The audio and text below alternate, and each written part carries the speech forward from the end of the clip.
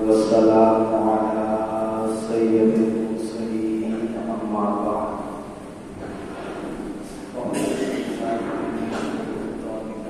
بسم الله الرحمن الرحيم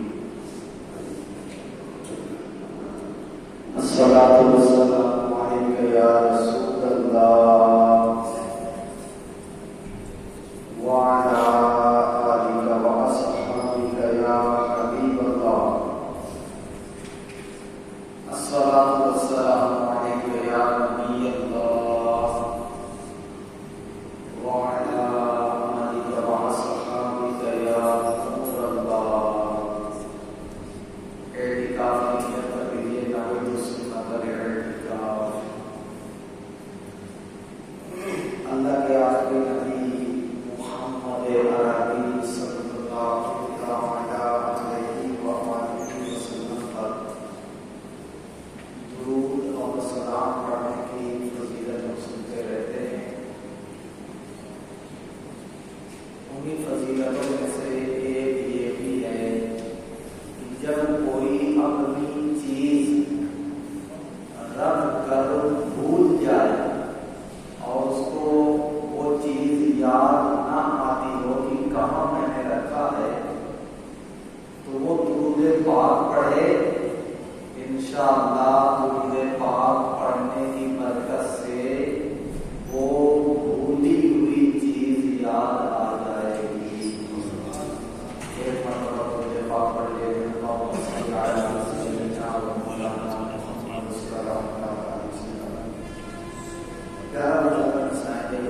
پچھلے جمعہ کو ہم نے کعبہ معظمہ کے بارے میں کچھ باتیں سننے کی سعادت حاصل کی تھی کہ اللہ تعالیٰ نے دنیا میں کعبے کو کیوں بنایا،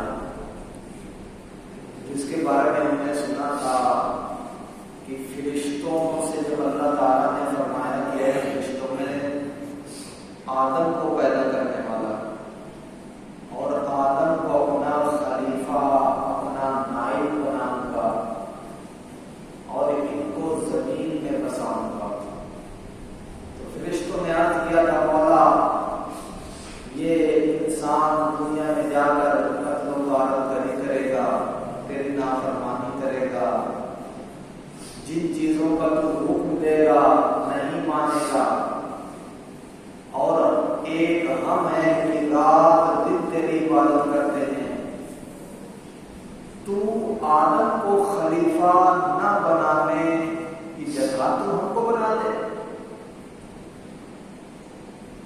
جب فرشتوں نے یہ کہا تھا تو اللہ تعالیٰ نے فرمایا کہ جو میں جانتا ہوں تم نہیں جانتے. پھر وہ پورا واقعہ ہوا تو فرشتوں کو رنج ہوا، احساس ہوا کہ ہم نے جو اللہ سے کہا تھا کہ اللہ ہم کو بنا دے، یہ بات ہمیں نہیں کہنی چاہیے تھی. کیونکہ اللہ مالک ہے، خالق ہے، جس کو چاہے بنائے. ہم اس کے بنانے پر اعتراض کیوں کریں؟ تو جب ان کو یہ احساس ہوا تو ندامت ہوئی کہ ہمیں ایسا نہیں کرنا چاہیے. لہذا اس ندامت کے کفارے میں 7 آسمانوں کے اوپر جو بیت المعمور ہے، اس بیت المعمور کا 7 سال تک طواف کرتے رہے. 7 سال تک طواف کرتے رہے. اللہ تعالیٰ نے فرشتوں سے فرمایا فرشتوں تم نے بیت المعمور کا طواف کر کے اپنے کیے بدل نادم ہو گئے، کفارہ ادا کر دیا. اب ایسا کرو زمین میں بیت المعمور کے نیچے کعبہ شریف بنا. جس طرح تم نے نادم ہو کر بیت المعمور کا طواف کیا تاکہ ہماری وہ جسارت معاف کر دی جائے، تو زمین میں میرے بندے میری نافرمانی کریں گے، گناہ کریں گے. جب یہ نافرمانی کر کے گناہ کر کے کعبے کے پاس آئیں گے اور طواف کریں گے تو میں ان کے گناہوں کو بخش دوں گا. اب غیر محترم اسلام بھائیوں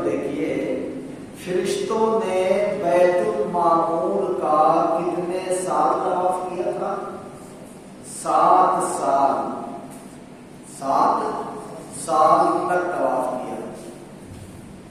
اور گناہگار مسلمان اگر کعبے کا 7 چکر لگا لے اس کے گناہ معاف.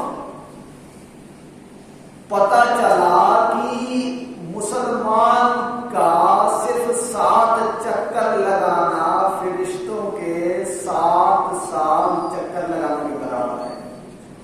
اللہ تعالیٰ نے انسان کو کتنی عظمت دی کہ ایک طرف فرشتوں کا 7 سال تک چکر لگانا اور ایک گناہگار بندے کا صرف 7 مرتبہ طواف کر دینا. 7 سال فرشتے طواف کریں تو ان کو معافی دی جائے. یہاں ایک گناہگار بندہ صرف 7 چکر لگا لیتا ہے تو اس کو معافی مل جاتی ہے. تو آج بھی انشاءاللہ ہم سنیں گے کہ حج کی فضیلت کیا ہے. حج کی فضیلت میں یہی کافی ہے کہ اس کا حکم ہمارے اور آپ کے اللہ پاک نے دیا ہے.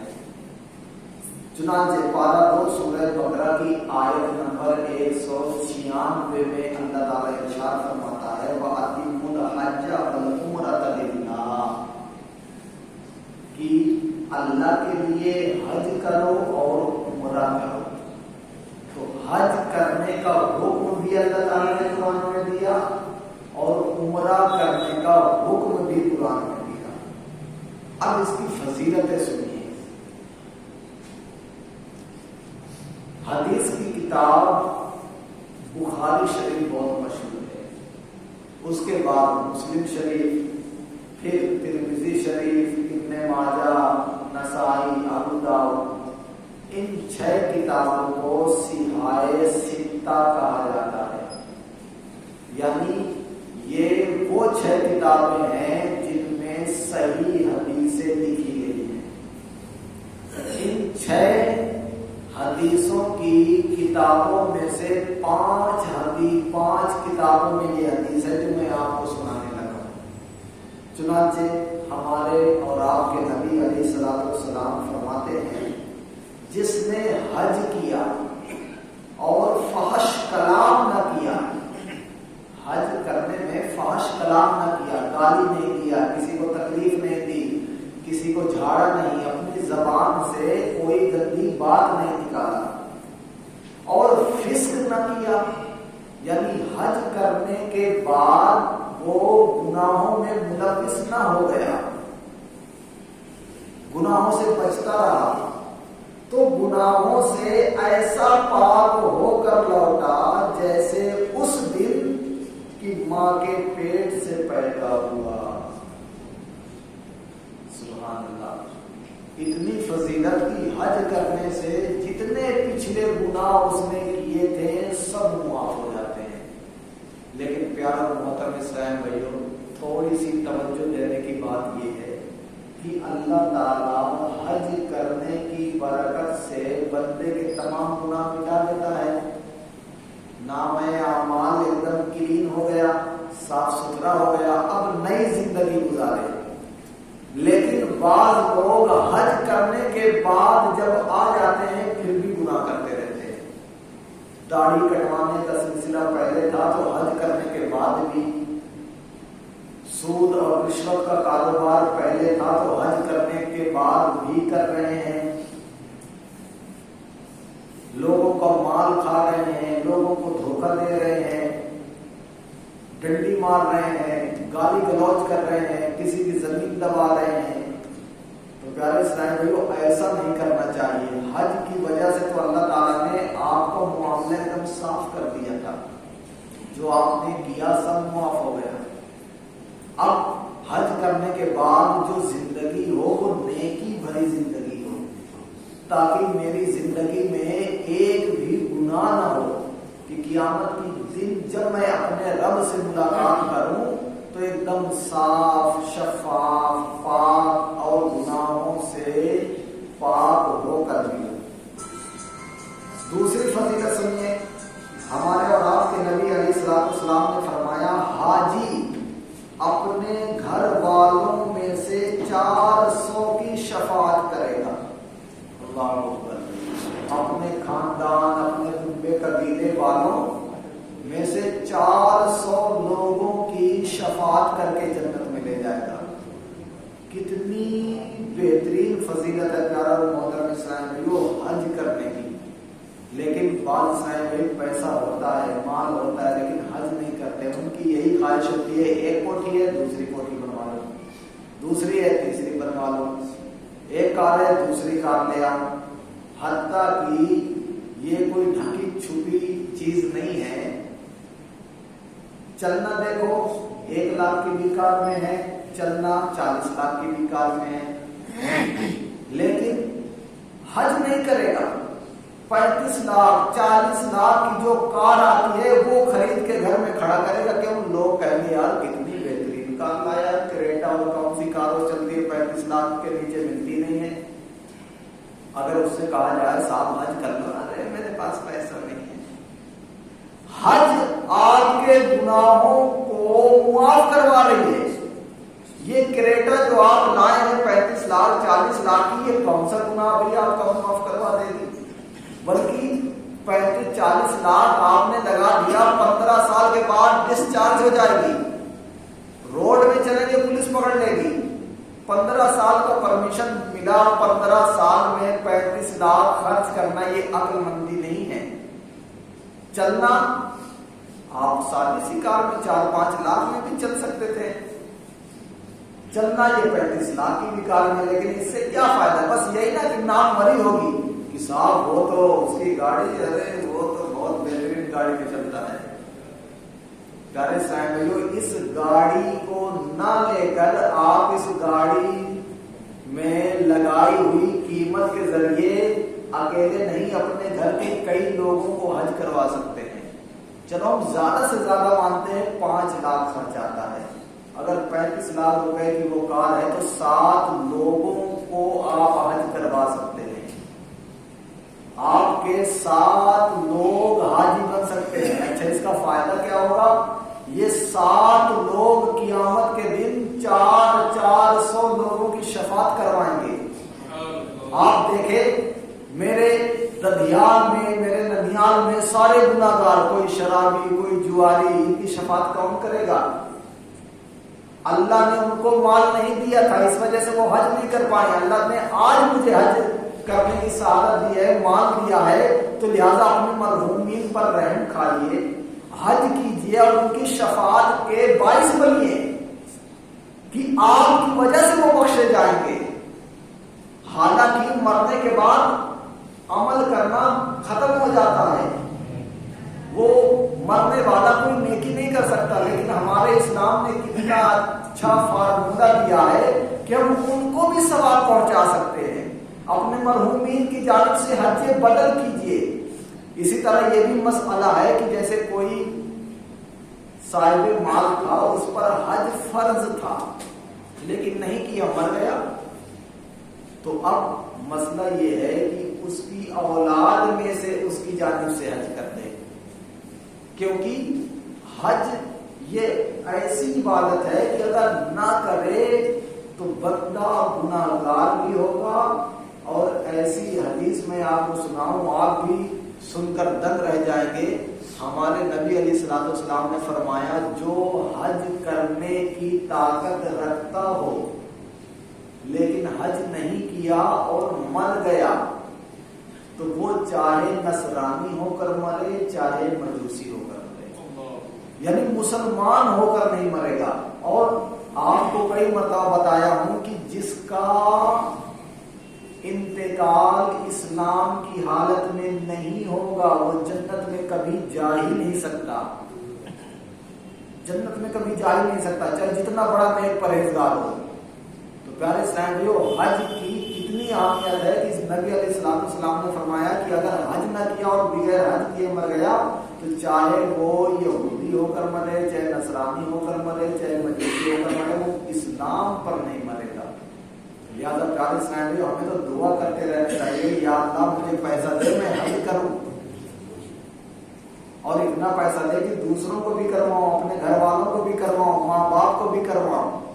اچھا یہاں پر یہ بھی مسئلہ سن لیجئے بہت کنفیوزنگ ہے کہ جیسے ماں باپ اتنے امیر نہیں تھے، اب لڑکا بڑا ہوا، کاروبار کھولا، امیر بن گیا، اب اس کے لڑکے کے پاس 10 لاکھ روپے آ گیا، تو اب وہ لڑکا کیا سوچتا ہے، یار میرے ماں باپ بوڑھے ہیں، لاؤ میں ماں باپ کو حج پہ بھیج دوں۔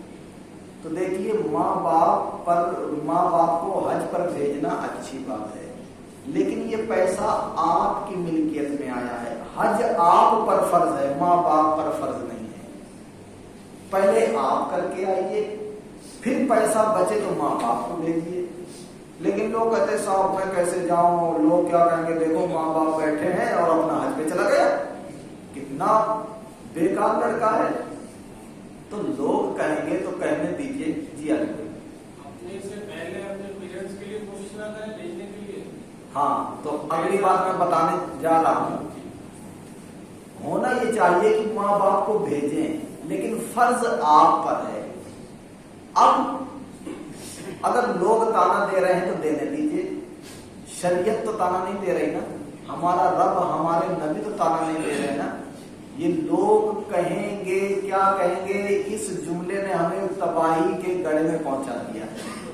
ہاں ایک صورت ہے، اگر لوگ بھی تانا دے رہے ہیں، ان سے بچنا چاہتے ہیں، تو یہ جو 10 لاکھ روپیہ ہے، آپ 5 لاکھ اپنے والد کی ملکیت میں دے دیجیے اور 5 لاکھ ماں کی ملکیت میں دے دیجیے، تو اب آپ کے ماں باپ اس پیسے کے مالک ہوئے، تو اب ان پر حج فرض ہو گیا ہے، آپ پر ختم ہو گیا، اب ان کو بھیج دیجیے، یہ صورت۔ لیکن اگر آپ نے پیسہ اپنے پاس ہی رکھا اور ان کی ملکیت نہیں کیا، تو ان پر تو حج فرض ہی نہیں ہے، تو آپ کو یا تو ان کے اکاؤنٹ میں ڈالنا پڑے گا، یا تو کیش نکال کر ان کے ہاتھ میں دینا پڑے گا کہ یہ اس پیسے کے آپ مالک۔ اب وہ کہے کہ بیٹا لو یہ پیسہ، مجھے حج کروا دو، اب وہ پیسے کے آپ وکیل ہو گئے، مالک نہیں ہوئے، وکیل ہو گئے۔ اب وہ آپ فارم وغیرہ بھر کے پیسہ جمع کر دیجئے، ماں باپ کو بھیج دیجئے۔